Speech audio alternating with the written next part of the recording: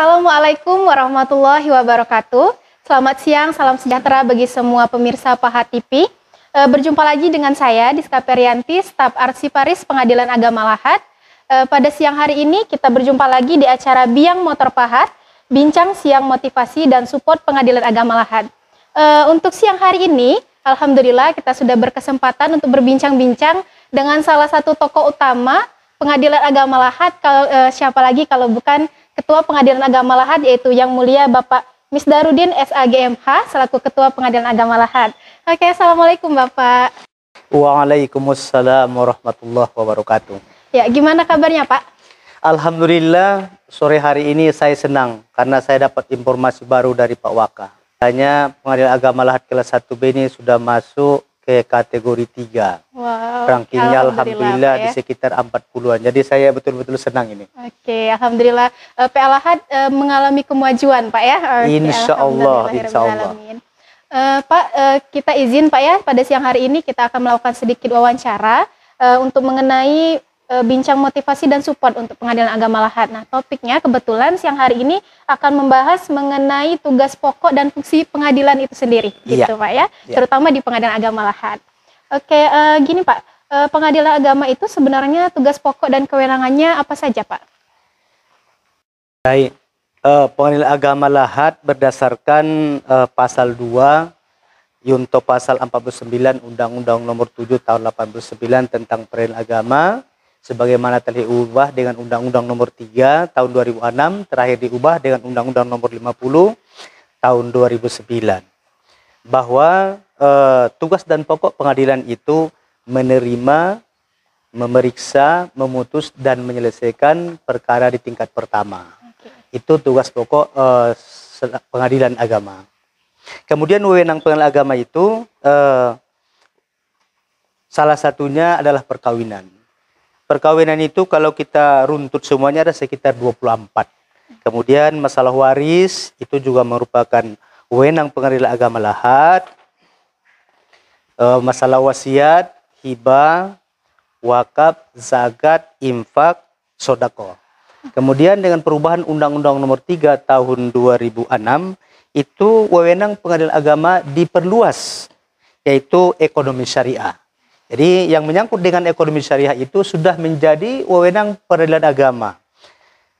Antara lain meliputi bank syariah, lembaga keuangan mikro syariah, asuransi syariah, reksadana syariah, obligasi syariah, dan surat berharga berjangka menengah dan syariah. 6. Sekuritas syariah, pembiayaan syariah, pegawaian syariah. 9. Dana pensiun lembaga keuangan syariah. Dan yang ke-10, bisnis syariah. Itulah tugas pokok dan wewenang Pengadilan Agama. Oke, cukup banyak Pak ya tugas pokok dan juga wewenang Pengadilan Agama. Benar, ini, benar. Pak ya. Oke, gini Pak, sebagai pimpinan, bagaimana Bapak menjaga akselerasi tugas pokok dan kewenangan itu agar berjalan dengan baik Pak? Baik, itu untuk menjaga itu sebenarnya dengan yang pertama untuk menjaga bahwa di Pengadilan Agama itu sudah ada SOP. Dengan adanya SOP itu,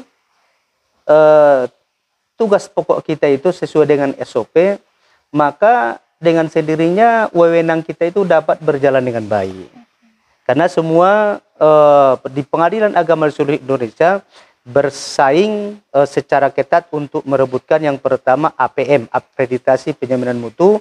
Yang kedua, zona integritas. Semuanya itu tujuannya adalah untuk memberikan pelayan yang prima kepada masyarakat yang beragama Islam. Oke, gitu Pak ya. Terima kasih Pak. Dengan adanya tugas dan wewenang yang cukup banyak tadi Pak ya, selama Bapak memimpin Pengadilan Agama Lahat ini, apa saja kendala yang pernah Bapak ketemui dan juga tantangannya Pak ya? Gitu. Sebenarnya saya senang di Pengadilan Agama Lahat ini karena saya sudah lama bertugas di daerah yang sulit.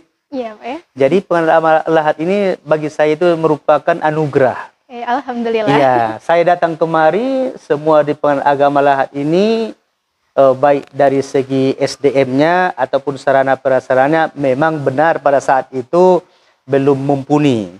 Tetapi dengan bekerja sama pimpinan, dengan hakim, panitera, sekretaris semuanya. Yang pertama itu masalah SDM. Dengan kita bekerja keras, bekerja sama semuanya, kita belajar ke pengadilan agama yang sudah kita anggap berprestasi, sehingga SDM itu alhamdulillah sudah dapat diandalkan. Kemudian satu persatu masalah sarana dan prasarana kita lengkapi, sehingga tugas pokok pengadilan itu dapat kita laksanakan dengan baik, dengan SDM yang mumpuni dan juga sarana prasarana yang memadai. Oke, terima kasih Pak. Tadi kan Bapak menyinggung mengenai SDM Pak ya? Iya. Nah gini Pak, ada nggak Pak potensi SDM dan juga sarana prasarana di Pengadilan Agama Lahat yang bisa membuat Bapak dapat menghadapi kendala dan tantangan yang sudah disebutkan tadi Pak? Ada. Alhamdulillah SDM di Pengadilan Agama Lahat itu pertama saya masuk memang karena saya belum tahu kondisinya, saya pelajari semua kira-kira kendala apa saja sih sehingga Pengadilan Agama Lahat ini kurang berprestasi di tingkat lokal maupun di tingkat nasional.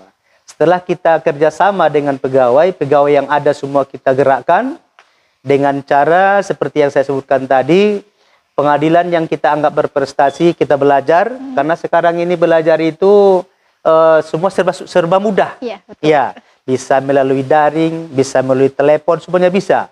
Insya Allah SDM yang ada itu, apalagi belakangan ini ada beberapa yang mutasi, baik yang mutasi keluar maupun yang masuk, dan juga ada penambahan CPNS.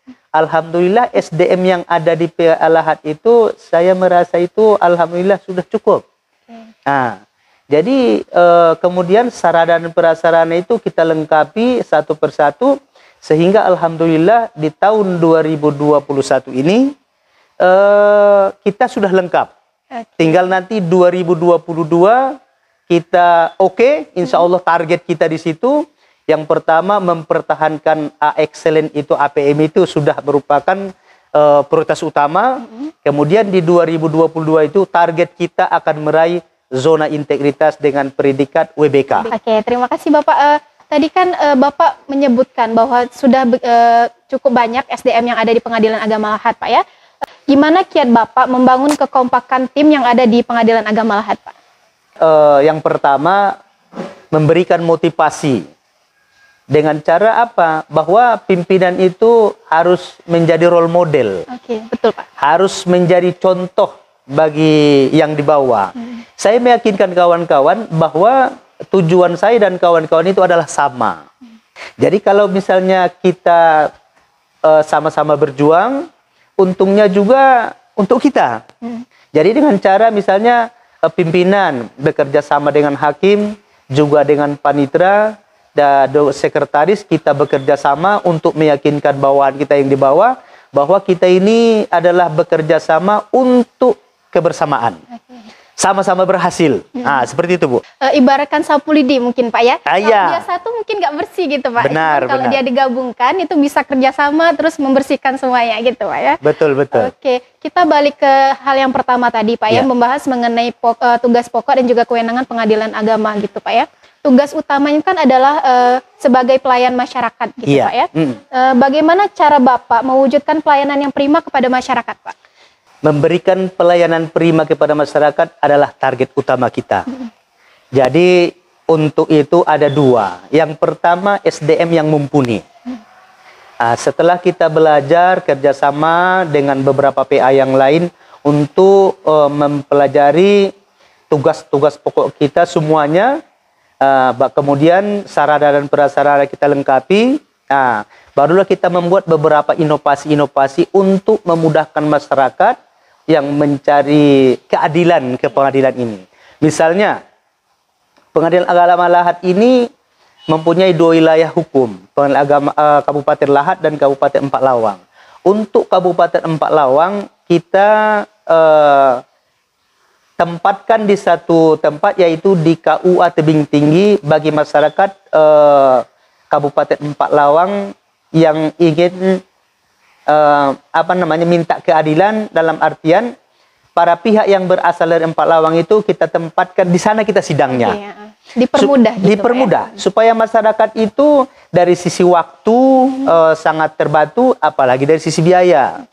Kemudian di daerah Kecamatan Jarai yang berbatas langsung dengan Pagar Alam, perjalanan sekitar 1,5 jam dari sini. Bagi masyarakat yang ingin mencari keadilan kepada agama lahat, kita tempatkan di sana sidangnya. Namun karena masih keterbatasan dari biaya dari DIPA, kita hanya mampu mulai Januari sampai bulan 6 Juni.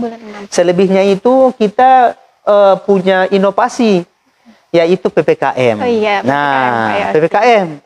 Jadi itu memang dananya dari masyarakat, dengan kita sidangkan di tempat yang sudah kita tentukan itu, masyarakat dari segi biaya dan waktu akan terbantu. Bayangkan saja kalau misalnya perkara dispensasi kawin, itu pihaknya ada 8. Jadi nanti orang tua yang mengajukannya 2, kemudian calon istri dan calon suami itu 2. Orang tua calon suami istri itu sudah 6, saksi 2 8. Jadi dari Empat Lawang atau dari Jarai ke Agama Lahat dengan 8 orang itu membutuhkan biaya yang banyak. Iya, betul. Dengan kita tempatkan di sana, alhamdulillah kita memberikan pelayan yang prima. Jadi banyak inovasi-inovasi kita untuk memudahkan masyarakat, untuk tujuan kita memberikan pelayanan prima kepada masyarakat itu sendiri. Oke, terima kasih banyak Pak ya. Iya. Selanjutnya gini Pak, kita kan sudah berada di penghujung tahun Pak ya. Iya. Tentunya kita sebentar lagi akan masuk ke 2022 Pak ya. Saya mau tahu nih Pak, kira-kira program-program prioritas Bapak apa aja Pak untuk mewujudkan pengadilan agama lahat yang agung dan modern di tahun 2022 Pak? Jadi di tahun 2022 ini kita tidak muluk-muluk harapan kita yang pertama mempertahankan APB atau AXL ini itu adalah kewajiban kita. Yang kedua meraih sertifikat WBK untuk zona integritas, itu target kita di 2022 dengan pegawai yang SDM-nya alhamdulillah mumpuni dan juga sarana dan prasarana kita anggap sudah memadai. Dengan begitu di 2020 ini alhamdulillah saya yakin lebih baik dari tahun ini. Oke, amin ya rabbal alamin. Semoga kedepannya kita bisa menjadi lebih baik. Alhamdulillah. Oke, terakhir nih Pak ya, sebagai closing statement kami meminta Bapak untuk menyampaikan beberapa pesan untuk aparatur pengadilan agama lahat gitu Pak. Rencana kita di tahun 2022 ini kita akan meraih sertifikat WBK, wilayah bebas dari korupsi. Dengan begitu kita semangat bersama, maju bersama untuk meraih itu. Dan saya senang dengan pegawai yang ada di agama lahat ini, semuanya masih katakanlah masih muda-muda. Semangatnya masih membara gitu semangatnya Pak ya? Luar biasa. Alhamdulillah kita bekerja sama dan sama-sama bekerja. Jadi kalau kita bekerja dengan baik, in ahsantum ahsantum, kalau kita berbuat baik, kebaikan itu akan kembali kepada kita.